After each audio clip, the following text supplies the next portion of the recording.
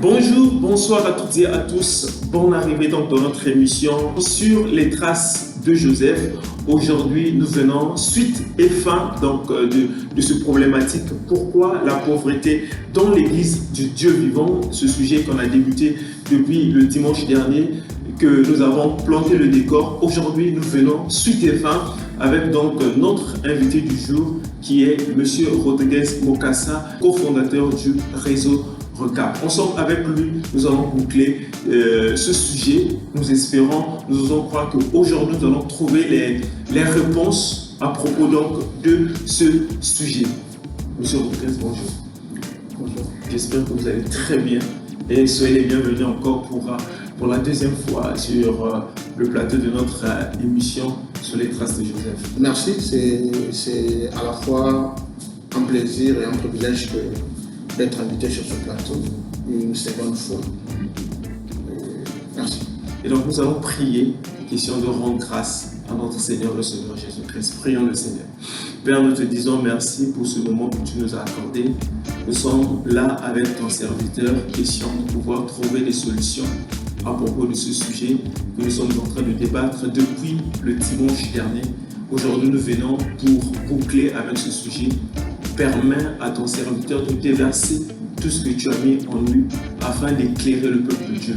Nous voulons trouver des solutions, nous voulons être éclairés, mais éclaire-nous davantage. Bénis ta parole et bénis ce moment selon ta grâce et selon ta miséricorde. Dans le nom de Jésus-Christ, nous avons ainsi prié. Amen. Alors, Monsieur Rodriguez, le dimanche dernier, nous avons soulevé ce débat. Pourquoi la pauvreté dans l'église du Dieu vivant? Et vous avez souligné que la pauvreté peut être liée à l'environnement, liée à l'église, causée par les serviteurs de Dieu. Elle peut être causée par nous-mêmes aussi. Alors aujourd'hui, nous venons donc à la deuxième partie qui est de savoir ceux qui sont déjà dans la pauvreté, ceux qui sont déjà dans ces difficultés-là, comment faire donc pour s'en sortir? Quel est le remède nécessaire pour s'en sortir donc de cette difficulté de la pauvreté dans l'Église? Merci donc pour cette belle question. Elle est très importante parce que c'est à partir de celle-là certainement que nous mettrons une petite lumière selon que nous serons guidés par l'Esprit. Alors, s'il y a cette question, effectivement, il doit forcément avoir une réponse. Mais la réponse, ce n'est pas moi qui l'ai. La réponse, en tant que chrétien, j'apporterai juste une lumière dans les Saintes Écritures. Ce sont les versets que tout le monde lit. Je n'en crée pas de nouvelles. Le problème, c'est juste, après lecture, qu'est-ce que nous faisons de ces versets et quel est le lien que nous faisons en rapport avec notre vie, en rapport avec ce par quoi nous passons. Alors, pour ceux qui sont, par exemple, aujourd'hui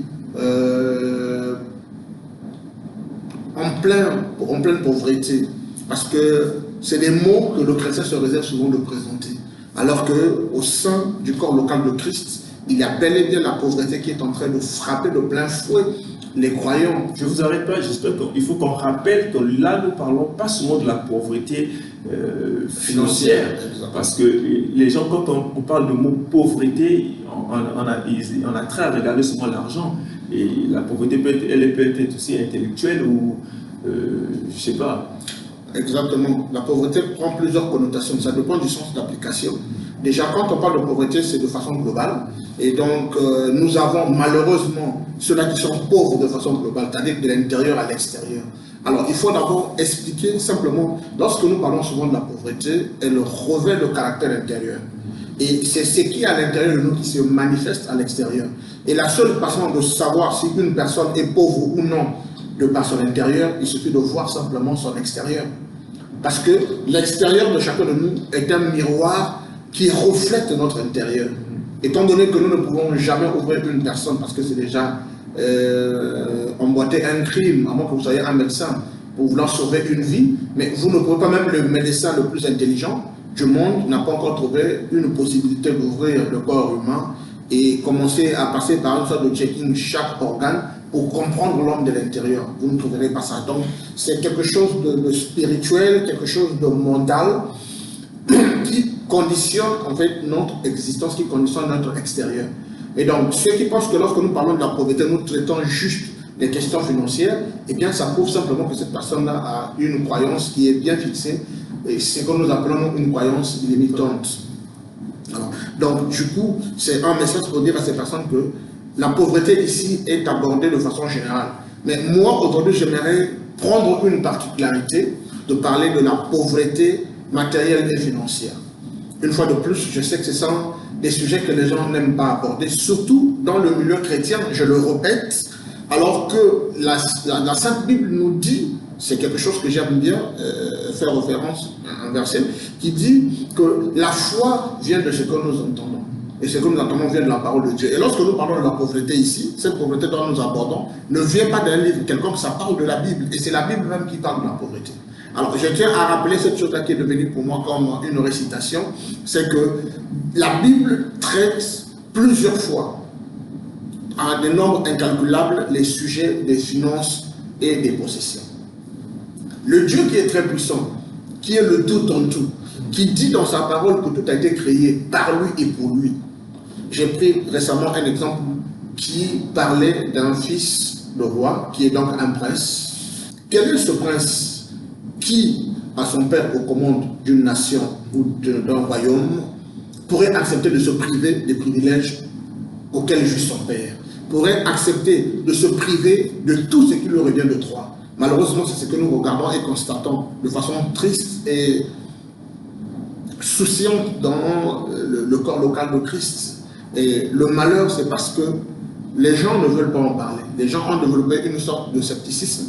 Lorsque vous parlez de finances, vous parlez d'argent, on te taxe d'un frère rétrograde, on se dit que le frère, il est perdu, le frère, il est attaché au matériel et tout ça. Nous, ce qui nous touche le plus, c'est tout ce qui est céleste, tout ce qui est spirituel. Ouvrons une petite parenthèse. Qu'est-ce qui a amené le chrétien de vouloir lier l'argent à la sorcellerie, l'argent aux sciences occultes, l'argent qu'est-ce qui a permis aux chrétiens de pouvoir faire ces liaisons? Pour eux, quand on parle des finances, on parle de la prospérité dans l'église, tout le monde a peur, tout le monde est réticent dans ce sens. C'est la question que je me pose moi-même. Depuis très longtemps, je n'ai malheureusement pas de réponse. Parce que de bout en bout, je ne suis pas le lecteur par excellence de la Bible. Je la lis régulièrement quand je peux avec la grâce du Seigneur. Depuis que j'ai commencé à lire la Bible, je n'ai pas vu là où on avait dit que posséder de l'argent, avoir des ressources matérielles était un péché ou c'était interdit aux chrétiens. Non, bien au contraire, j'ai aujourd'hui des tonnes de versets qui incitent le chrétien à accéder, sinon à s'approprier le bonheur qui lui est dû de par son droit de naissance. Parce que lorsque un chrétien est né de nouveau, il fait partie de la famille de Dieu et tout ce qui est dans le royaume de Dieu lui appartient de façon systématique étant un prince. Voyez-vous? Donc la Bible dit que nous sommes co-héritiers en Christ. Mais que hérite Christ? Vous voyez? Avant que Christ n'aille au calvaire, le royaume de la terre, donc les royaumes de la terre appartenaient au diable, parce que nous voyons qu'après ces 40 jours de jeûne, la Bible dit que le diable l'emmenait sur une montagne élevée et lui a tenté en lui disant: si tu m'adores, si tu te procèdes devant moi, je te donne tous les royaumes de la terre. Effectivement, parce qu'il en avait le contrôle, la seule façon de le savoir, c'est de repartir dans le jardin, parce que lorsque Dieu donnait l'instruction à Adam, il avait dit: le jour que vous mangerez le fruit de l'arbre du milieu, vous mourrez. Donc il y avait l'ordonnance. Et quand Adam est tombé avec Ève, Adam a perdu le droit, sinon le titre de propriété, qui lui conférait le pouvoir légal de régner sur la terre. Et à ce moment-là, Adam ayant perdu ce pouvoir, l'ennemi, c'est d'approprier ce pouvoir-là. C'était une usurpation. Une usurpation, c'est ce qui ne t'appartient pas. Tu prends, bon, malgré toi. Et donc, celui à qui revient cette chose-là par excellence, c'est-à-dire que Dieu, se faisant chair dans la personne de Jésus, vient payer le prix qu'aucun humain, depuis Adam jusqu'à le prophète Ézéchiel, plutôt Malachie, n'avait été capable de payer. Et lui, il descend, il prend une chair humaine pour venir payer ce prix. Et quand il paye le prix, c'est pour dire que dorénavant, toi, tu n'as plus le droit, je récupère le titre de propriété que j'avais donné à mon fils Adam. Et il le relègue donc à cet Adam-là. Alors, dans la Bible, nous voyons que le premier Adam et le second Adam, c'est le Seigneur Jésus-Christ. Et lorsque nous naissons de nouveau, nous rentrons dans la famille du Seigneur Jésus-Christ. Donc, dorénavant, nous pouvons nous approprier, nous réapproprier, je pense que c'est le mot qu'il faut, nous réapproprier le plein pouvoir en tant que fils de Dieu. Alors, dans ce côté-là, nous avons les deux sens de cette promesse accomplie. Vous avez le côté spirituel et vous avez le côté naturel. Alors, curieusement, comme je ne cesse de le dire, nous nous sommes appropriés le côté spirituel, ce qui est une bonne chose parce que ça respecte le processus de la marche vers l'éternité, sinon du salut. Dans Matthieu 4,4, c'est notre verset de prédilection dans le réseau RECA, qui dit « Cherchez premièrement le royaume des cieux et la justice de Dieu, et le reste vous sera donné par-dessus. » Alors, lorsque nous avons pu accéder à cette justice de Dieu, à cette accession au royaume, nous ouvre la porte à d'autres privilèges. Alors, ce qui est triste, ce qui est malheureux, je dis malheureux parce qu'effectivement, ça cause un malheur sérieux dans nos vies quotidiennes, c'est que les gens ont limité la croyance, n'ont pas suivi en fait toute la prophétie. Parce que quand vous lisez ce verset, il y a d'abord un commandement et il y a une promesse. Alors, les gens ont obéi au commandement, mais les gens ne se sont pas appropriés la promesse. Est-ce que nous devons rejeter cette faute-là sur Dieu? Si aujourd'hui, moi je vous appelle, je dis, mais écoutez, soyez la main, voici, je vous donne 10 000 par exemple. Vous ne faites pas l'effort de sortir la main de votre poche pour rencontrer l'argent que je vous tends. Est-ce que c'est la faute de la personne qui vous tend ou c'est votre faute? Moi je pense que ça peut bien s'expliquer. Si nous pouvons lire dans Proverbe 6, au verset 6, si on a une Bible, et je pense qu'on peut avoir une lumière pour comprendre ce qui se passe aujourd'hui. Pourquoi il y a la pauvreté dans l'église? Et là, ce n'est pas moi, c'est la Bible qui en parle. Donc, aujourd'hui, puisque c'est le dernier jour où nous abordons le sujet, certainement on pourra peut-être revenir, qui sait, si vous m'invitez, je serai certainement content de reprendre présent. Donc, parmi les causes de pauvreté matérielle et financière, et j'ai emmené avec moi 3 versets que nous pourrons lire, qui peuvent mettre une lumière dans ce sens-là. Ce ne serait pas mes paroles, c'est Salomon qui pourra nous aider effectivement à avoir un éclaircissement là-dessus. Nous allons lire donc la parole de Dieu dans le livre de Proverbes, chapitre 6, verset 6. « Va vers la fourmi, paresseux, considère ses voies et devient sage. » Vous pouvez continuer légèrement. Elle n'a ni chef, ni inspecteur, ni maître. Elle prépare en été sa nourriture, elle amasse pendant la moisson de quoi manger. Paresseux, jusqu'à quand seras-tu couché? Quand te lèveras-tu de ton sommeil? Un peu de sommeil, un peu d'assouplissement, un peu de croiser les mains pour dormir, et la pauvreté te surprendra comme un rôdeur, et la disette comme un homme en arme. Voilà. Donc là, vous avez par exemple, à travers ce verset, c'est pas moi qui parle, je n'ai ajouté aucun mot là-dessus, c'est la Bible qui parle. La Bible énumère un fait qui a un lien direct avec la pauvreté matérielle et financière dans le corps local. Vous voyez? Pourquoi? Parce que les gens, comme je le disais tantôt, se sont précipités. C'est que moi j'encourage personnellement, parce que c'était un commandement, de pouvoir s'approprier le côté divin, de pouvoir chercher à se rassurer le salut, mais par la suite, les gens n'ont pas fait cas en ce qui concerne la promesse qui a été faite. Nous savons que de toutes les promesses de Dieu, il n'y en a pas eu une seule qui a manqué de s'accomplir, parce qu'il le déclare de façon solennelle. Il dit, le ciel passera, la terre passera, mais ma parole ne passera jamais. Ça, c'est une affirmation. Aucun homme sur terre ne peut faire une telle déclaration. Les gens ne comprennent certainement pas la portée de cette déclaration, mais Dieu faisait juste dire que peu importe ce que j'ai sorti de ma bouche, rien n'échouera. Tout s'accomplirait à la lettre. C'est ce que ça veut dire en d'autres termes. Vous avez un autre verset qui vous dit, c'est toujours Dieu qui parle dans ce sens, que toute parole d'homme soit prise pour un mensonge et seule la parole de Dieu soit prise pour vérité. Donc nous comprenons que toute promesse qui résulte de la Bible est une vérité absolue. Et on n'a pas besoin de douter ou de chercher à attendre l'accomplissement. Or, le problème aujourd'hui, c'est avec la foi du chrétien. Le chrétien développe une foi qui lui emmène à voir avant de croire. C'est ce que Jésus a reproché à Thomas.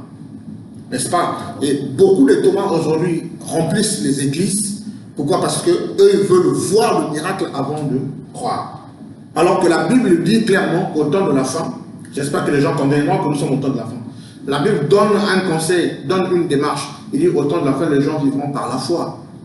Et pourquoi la foi? La foi sur quoi? C'est sur les promesses de Dieu. Mais comment nous acceptons que ce Dieu-là est capable de guérir?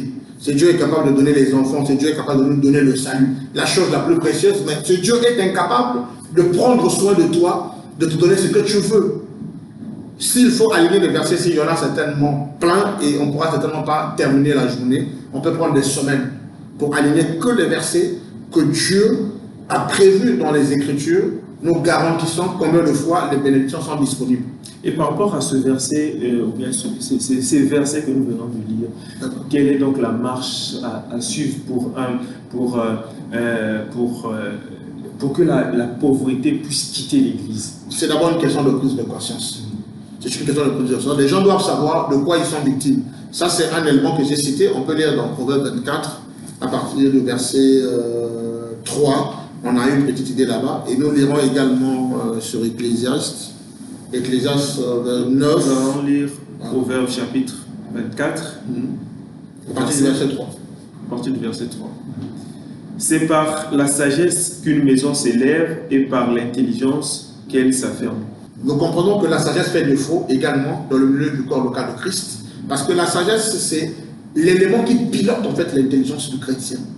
Oui, la sagesse, quand vous lisez Job, je crois que c'est Job 2, vous ne trouvez pas la sagesse. Job a même dit que la sagesse était introuvable. C'est la chose la plus difficile à trouver. Et lorsque vous l'avez trouvée, c'est une bénédiction. La sagesse vous permet de pouvoir relativiser votre vie avec les promesses de Dieu. Et lorsque vous êtes capable de le faire, c'est la Bible dit que c'est par la sagesse que la maison s'est affermie.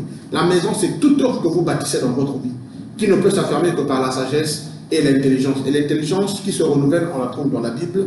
La sagesse, on la trouve également dans la Bible. J'ai lu un document, plutôt un livre qui parle de Bouddha, qui méconnaît en fait la sagesse comme étant une source divine. Il s'est dit que c'est les efforts fournis par un homme à pouvoir savoir ce qui est bon et ce qui n'est pas bon. Donc, en d'autres termes, je le dis, de par mon analyse qui parlait de la morale. Mais la morale ne peut pas être substituée par la sagesse parce que la sagesse de Dieu surpasse au loin la morale. Et la Bible nous dit même d'ailleurs que personne ne s'appuie sur sa propre intelligence. Je crois que c'est Ecclésiaste qui le dit. Donc là déjà il y a un problème qui mérite d'être mis en lumière dans le corps local de Christ. Les questions de sagesse. On ne dit pas que le croyant manque de sagesse. La sagesse du croyant moderne est beaucoup plus appliquée sur la révélation de la parole, en tout cas pour ceux qui sont dans ce processus-là. Mais quand on arrive aux finances, quand on en arrive aux possessions, quand on en arrive à l'argent, où passe donc cette sagesse-là pour que l'Église se retrouve pauvre? On va finir avec le troisième verset que j'ai prévu, c'est Ecclésiaste 9, à partir du verset 15. Ecclésiaste 9, à partir du verset 15. Il s'y trouvait un homme pauvre et sage qui sauva la ville par sa sagesse, et personne ne s'est souvenu de cet homme pauvre. Alors, vous voyez par exemple un exemple, et c'est Salomon qui le dit. Il dit, la sagesse du pauvre est méprisée. Pourquoi? Parce que le pauvre, il peut être une personne pauvre. Quand bien même il est sage, Salomon dit que sa sagesse est méprisée. Parce que vous allez remarquer que Salomon avait demandé de la sagesse et l'intelligence à Dieu. Mais Dieu qui savait que la sagesse et l'intelligence ne suffiraient pas, ce Dieu-là a donné en supplément de la sagesse et l'intelligence à Salomon. Il lui a donné de l'argent.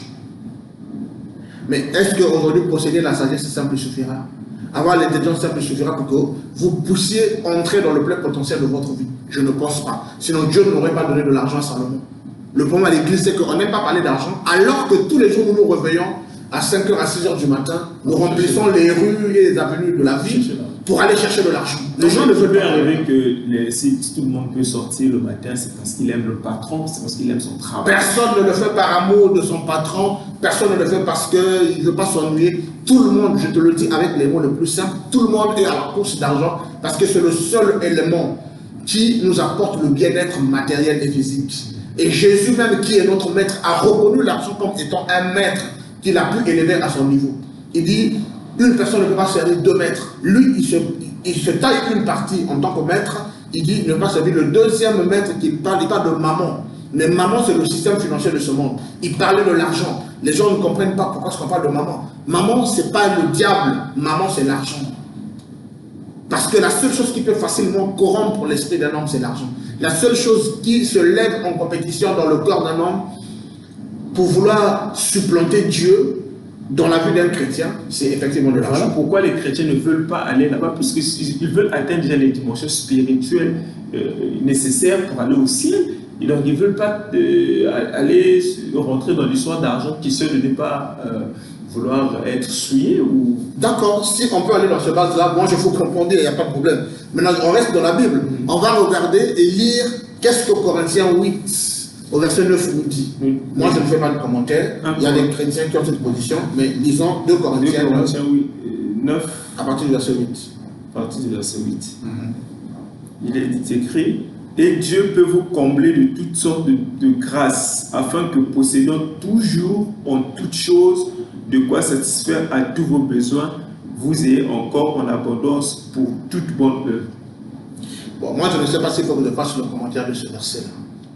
Parce que Dieu, c'est mieux que vous le relisiez.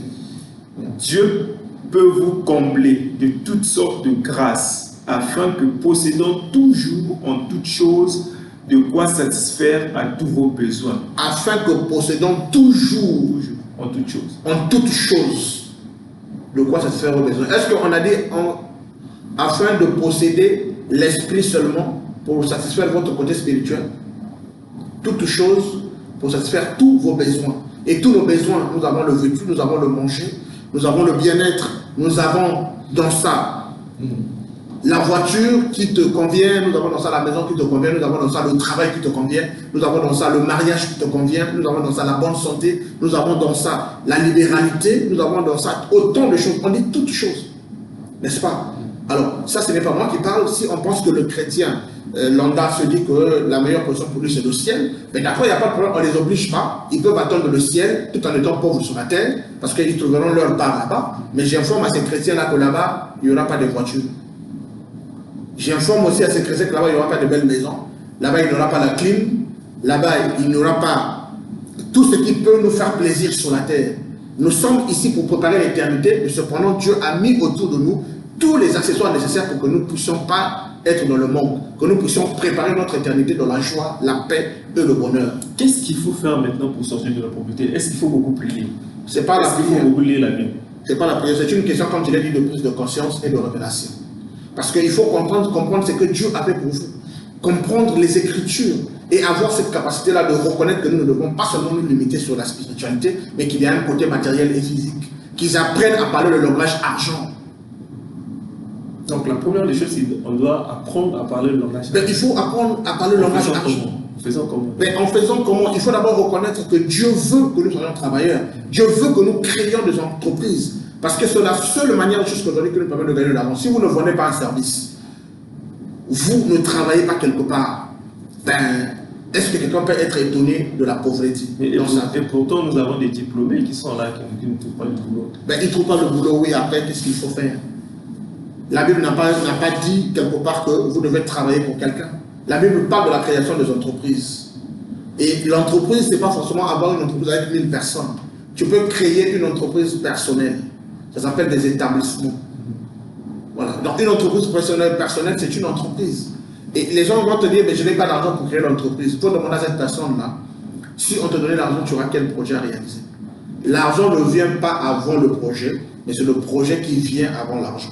Ça, ce sont des enseignements que les chrétiens n'ont pas. Mais effectivement, le but du réseau RECAP, c'est accompagner les chrétiens vers cette connaissance indéniable qui leur permettra facilement de déboulonner, vous voyez, la pauvreté au sein de l'Église. Parce que nous ne sommes pas appelés à faire la plébiscitation, ou sinon on n'est pas appelé à faire la propagande de la pauvreté, parce que c'est ce que font les chrétiens malheureusement, la propagande de la souffrance, de la médiocrité, de la pauvreté. En tout cas pour la plupart. Je ne généralise pas ici, parce que je sais qu'il y a des chrétiens qui sont visionnaires, il y a des chrétiens qui sont aguerris et qui s'en sortent très bien dans leur boulot, dans leur vie entrepreneuriale et tout ça. Mais ceux-là qui ont les mains croisées, qui passent de longueurs de journée à prier à l'église, à jeûner, qu'ils arrêtent à un certain moment de le faire, qu'ils viennent et qu'ils entament le processus. Le réseau RECAP est là pour le recevoir, surtout pour ceux qui sont du Congo-Brazzaville, et précisément en Pointe-Noire, les numéros pourront s'afficher et tout ça, ils peuvent contacter les missions. Ceux qui veulent se faire accompagner, qui veulent se faire aider à traverser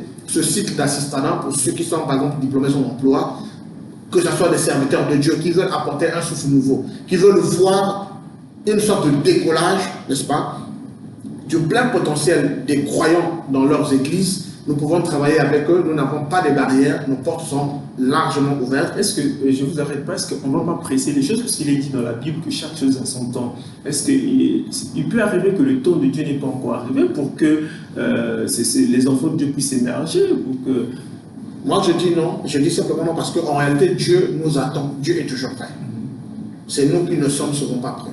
Lorsque nous sommes prêts, c'est à ce moment-là que Dieu compose avec nous. il y a un dicton qui dit « Ce n'est que lorsque le lèvre est prêt que le maître apparaît ». Et cela veut simplement dire en d'autres termes, lorsque nous aurons pris conscience et que nous voudrions travailler de façon réelle, Dieu ouvrira les portes.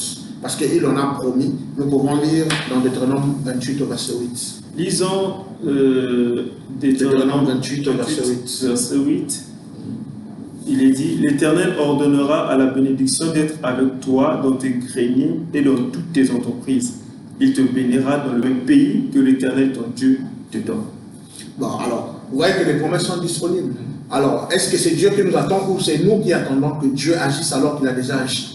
C'est une question de prise de conscience. Les chrétiens qui disent le temps n'est pas encore arrivé.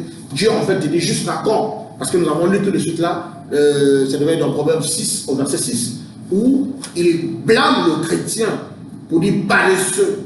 Jusqu'à quand dormira-tu? Il envoie vers une fourmi. Est-ce que tu vois qu'aujourd'hui, même une fourmi, 2 fois a plus de valeur qu'un chrétien ignorant, qui est paresseux, qui ne fait rien, qui attend que le temps de la traversée du désert revienne pour que la manne tombe du ciel, alors que c'est un temps passé. Dieu nous montre un nouveau modèle économique pour gagner la vie. C'est de travailler, c'est de créer des entreprises. Il dit qu'il bénira quoi? Il n'a pas dit qu'il bénira une personne qui ira travailler. Parce qu'aujourd'hui, il faudrait être stratégique, il faudrait être clair. Avec la flambée des denrées alimentaires, par exemple, que nous connaissons aujourd'hui, est-ce que les chefs d'entreprise ont augmenté les salaires de leurs employés? Non. Ça veut simplement dire que même si vous travaillez, vous vous sentez en sécurité, c'est une pseudo-sécurité. En réalité, ce n'est pas une sécurité qu'il vous faut parce que votre avenir dépend d'une personne. La seule sécurité que vous pouvez avoir, c'est lorsque vous avez votre propre capacité à gérer vos finances et à les créer en fait. Donc tout le monde, salarié, diplomation d'emploi et chercheurs d'emploi, tous devrions normalement être dans le processus de la création de la richesse. D'autres personnes qui ont parfois des consciences, des croyances limitantes se disent, mais si on travaille, on crée toutes les entreprises, qui va travailler pour qui? Les enfants qui avaient 16 ans, l'année prochaine, ils vont avoir 17 ans. Ceux qui avaient 17 ans hier, en 2021, ils ont atteint 18 ans, l'âge qui leur permet de travailler. Donc pendant que tu te demandes qui va travailler, il y a des gens qui naissent chaque jour pour faire cette rotation. Parce qu'il y a beaucoup de gens qui pensent que si tous ont créé les entreprises, qui va travailler? Parce qu'ils se croient dire que tous on va créer les entreprises en 2022. Il peut arriver qu'il y aura ceux qui vont créer en 2022, ceux qui vont créer en 2023, ceux qui vont créer 5 ans après, exactement, ceux qui vont créer 10 ans après. Donc il y aura toujours quelqu'un pour travailler dans ces entreprises. Exactement. Alors vous êtes en train de suivre l'émission sur les traces de Joseph. Donc le thème de ce jour suite et fin de ce thème, pourquoi la pauvreté dans l'église du Dieu vivant, le Dieu qui est vivant, le Dieu qui est riche, le Dieu qui a tout. Pourquoi la pauvreté donc dans sa communauté ou bien dans l'église en fait? Pourquoi cette pauvreté? Donc ensemble avec le cofondateur du réseau RECAP, M. Rodriguez Bokassa, on est en train on est en train de dénicher, il est en train de présenter en fait toutes ces difficultés-là. Quelle est la cause? Quelle est la cause? Et donc les moyens de s'en sortir, qui est bien sûr lié avec la parole de Dieu qu'on est en train de lire ensemble avec vous, avec vos Bibles, nous aussi, avec notre Bible qui est la même Bible que vous êtes en train de lire, la même Bible que nous aussi nous sommes en train de lire. Donc ce n'est pas du mensonge, la vérité elle est bien là dans la parole de Dieu. Et donc la vérité est qu'on doit suivre la fourmi, la vérité est qu'on doit regarder ce que la fourmi est en train de faire, on doit cesser de dormir, sinon nous allons rester encore et encore dans la pauvreté et on va accuser Dieu pour rien du tout, on va accuser le diable pour rien du tout. Mais M. Rodriguez, est-ce que le diable n'est pas aussi lié à ce qui regarde la pauvreté des enfants de Dieu? Parce que la Bible nous montre que le diable nous combat chaque jour. Exactement, le diable combat l'ignorant. Le diable combat l'ignorant, la Bible est là pour le démasquer. Démasquer ses pratiques. Comment est-ce que le diable pourra te combattre lorsque tu connais la vérité? Le diable s'en va souvent du côté des ignorants qui ne maîtrisent vraiment pas la révélation des Écritures. Et ce sont ceux-là qui sont ballottés. Parce qu'une fois, quand vous êtes né de nouveau, ça veut dire que vous avez traversé l'étape du ballottage. Vous avez traversé l'étape de tutuber. Vous rentrez dans le plein potentiel en fait, de votre connaissance spirituelle. Parce que lorsque vous naissez de nouveau, comme disait Paul, ce n'est plus moi qui vis, mais c'est Christ qui vit en moi. Et lorsque Christ vit en toi, c'est la victoire. Lorsque Christ vit en toi, c'est le succès, c'est l'élévation. La victoire ici, ce n'est pas question de conduire toujours des grosses voitures, d'avoir des maisons en étage et tout ça, mais c'est d'abord la première. En fait, la prise de conscience, c'est la première victoire dans ce combat-là.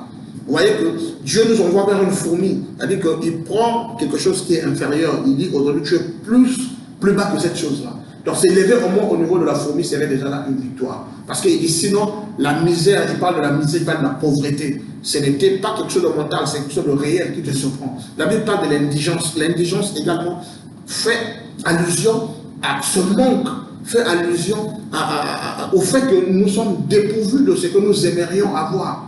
Vous voyez? Pourquoi? Parce que on ne veut simplement pas appliquer la formule qu'il faut. Alors, moi, mon conseil serait certainement de dire à nos frères chrétiens et à nos sœurs qu'à un certain moment, nous devons sortir de nos limitations. Ces limitations qui ont déjà fait leur preuve, qui montrent à suffisance que nous n'avons pas appliqué le bon modèle.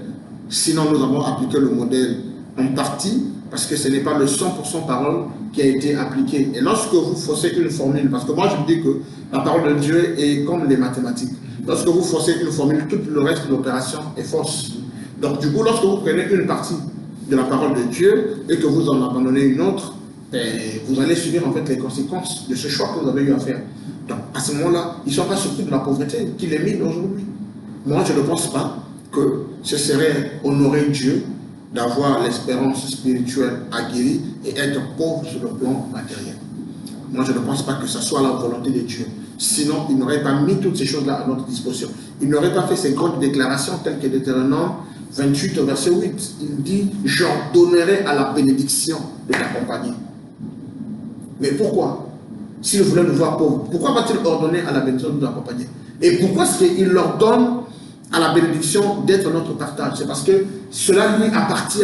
Et on le lira bien dans Agé 2.8. Il dit l'or m'appartient, l'argent m'appartient. C'est ces deux éléments qui caractérisent, qui symbolisent en fait la richesse. Il dit j'en donnerai à la richesse de ta compagnie. C'est quelque chose qui est en lui, qui dit écoute, va chez mon fils et mets-toi à son service. Et autre chose, c'est parce que les gens ne comprennent pas le principe de l'intendance. Ça, c'est quelque chose de très capital que j'aimerais révéler ici. Les gens cherchent la richesse pour pouvoir se faire plaisir. Ils cherchent la richesse pour pouvoir faire une sorte de démonstration. Ils cherchent la richesse pour pouvoir satisfaire leur passion. La Bible dit que Dieu ne bénira pas dans ce sens-là. Pourquoi? Parce qu'il faut d'abord comprendre le système fonctionnel de l'argent et de toutes les bénédictions matérielles. Ça, c'est un coup vraiment que le chrétien survole, l'intendance. Je ne sais pas combien on enseigne sur ce volet-là, sur cet aspect des choses qui est très capital, qui est lié effectivement à la bénédiction financière. Les gens disent je veux être riche. La Bible condamne celui-là qui veut s'enrichir. Mais la Bible n'est pas contre la richesse. Là, on pose l'équilibre. Si tu veux t'enrichir, ça veut dire que c'est pour ton intérêt personnel. Et il y a des gens qui ont des ambitions qui leur conduisent à rechercher la richesse. Et il y a des gens qui ont compris les leçons et la volonté de Dieu, qui recherchent l'argent comme étant le matériel ou la ressource nécessaire pour s'appuyer dessus afin d'accomplir la volonté de Dieu. Ça fait là deux types de croyants dans l'Église. Et Dieu travaille avec celui qui accomplit les principes de l'intendance. Vous pourrez lire ça dans Matthieu 25, dans l'histoire des trois talents, où le maître distribue les talents à ses serviteurs. Nous voyons qu'ils ne se sont jamais appropriés cet argent parce qu'un jour, il vient demander les comptes. Vous voyez? Mais les gens cherchent à s'enrichir pour pouvoir s'approprier les dons ou sinon les possessions de leur maître. Et notre maître à nous, c'est le Seigneur Jésus-Christ. Vous voyez? Donc, si on comprend déjà que ce que nous recherchons ne nous appartient pas, nous voulons juste qu'il nous mette comme étant un intendant, qui travaille pour le maître, pour accomplir la volonté du maître, à ce moment-là, je pense que Dieu pourra commencer à travailler avec nous sur les questions financières. Il travaille avec nous sur le plan spirituel parce que nous nous sommes abandonnés. Mais sur le plan financier, Dieu hésite de travailler avec beaucoup de chrétiens parce que ces chrétiens n'ont pas compris les principes selon lesquels Dieu fonctionne en matière de finances. Il y a les dîmes, il y a les offrandes, il y a autant de choses. Les gens se contentent sur les dîmes et les offrandes. Ils se disent, ben voilà, si je donne 10% chez Dieu, sur mon salaire, le reste, je peux en faire ce que je veux parce que c'est mon argent. Mais je tiens à vous dire que ce n'est pas votre argent. Même les 90% appartiennent au Seigneur. Et donc nous, on n'a rien. Ben, nous, on n'a rien. On n'a rien. On n'a rien, pourquoi? Parce que les 90% que tu détiens, Dieu te dit, ben, écoute, utilise-les à bon escient.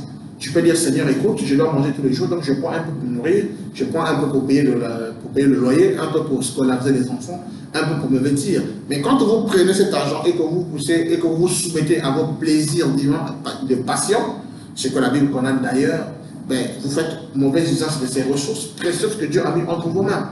Et Dieu n'est certainement pas content.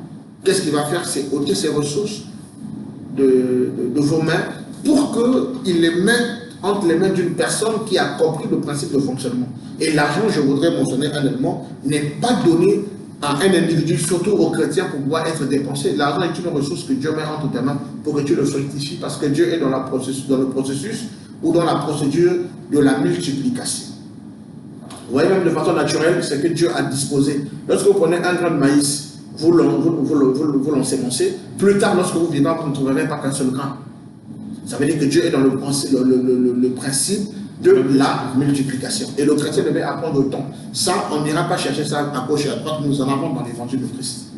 Et le réseau RECAP, je réitère, est là, effectivement, pour jouer ce rôle de facilitateur, ou sinon de compréhension des principes de financiers, plutôt, autant pour moi, des principes de gestion de ressources matérielles.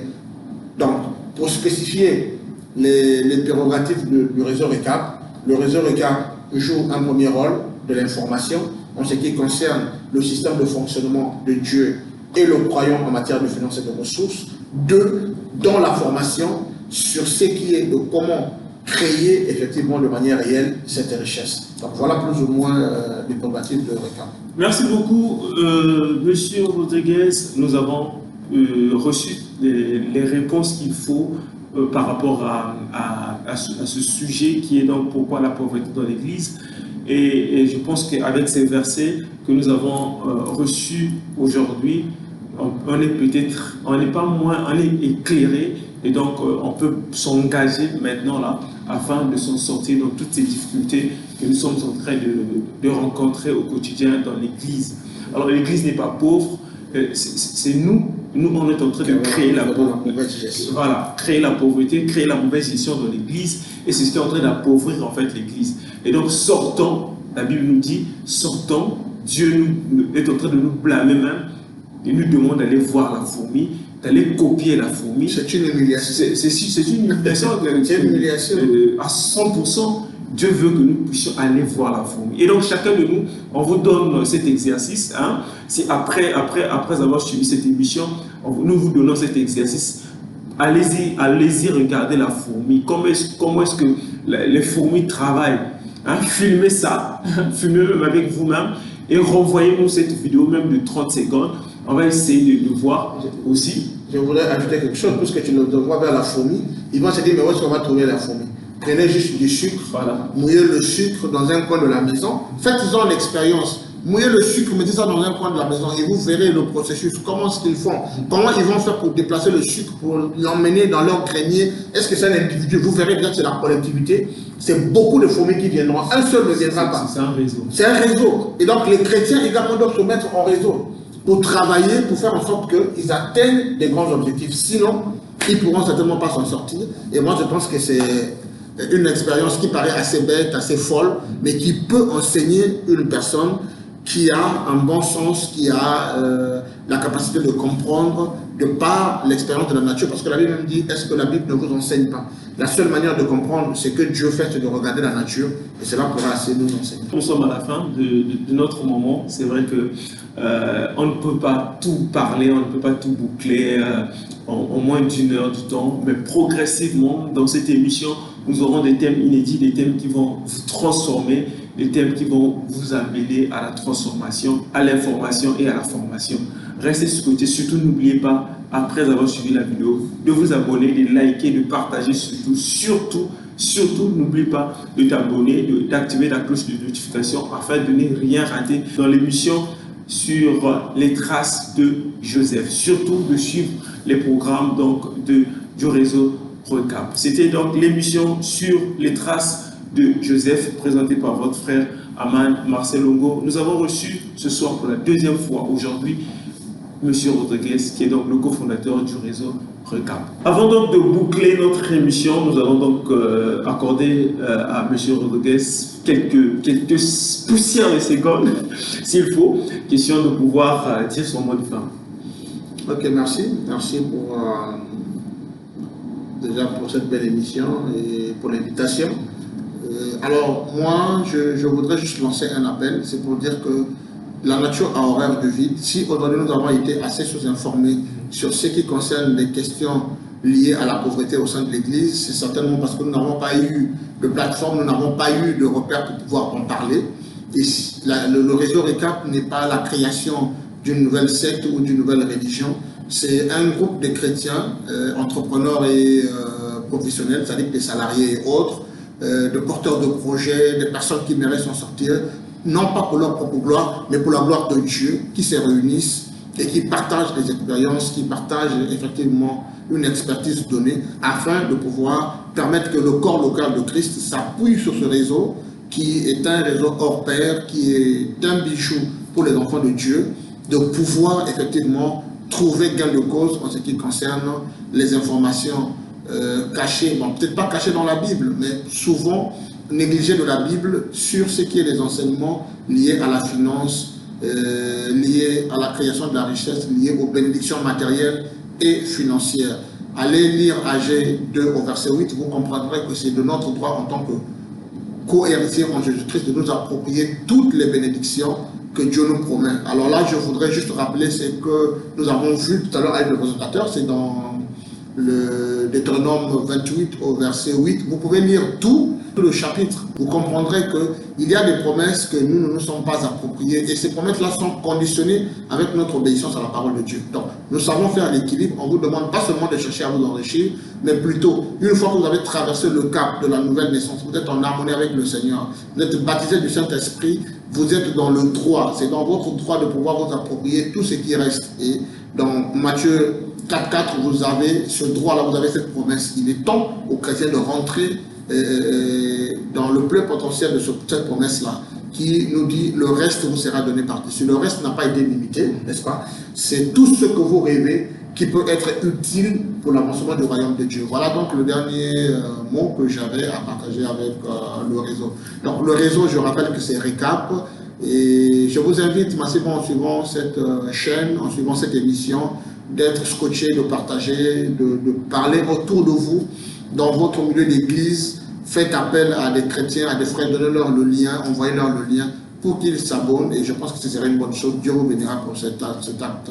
Merci à vous, et j'espère vous revoir une fois si l'occasion m'est donnée de revenir sur ce plateau.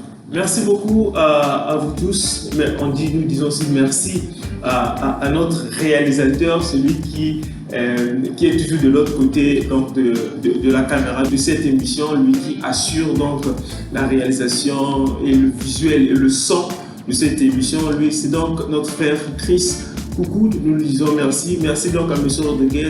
Merci donc à moi-même, Aman Marcel Logo. On se retrouve donc à dimanche prochain, même heure, toujours avec le même plaisir. Au revoir.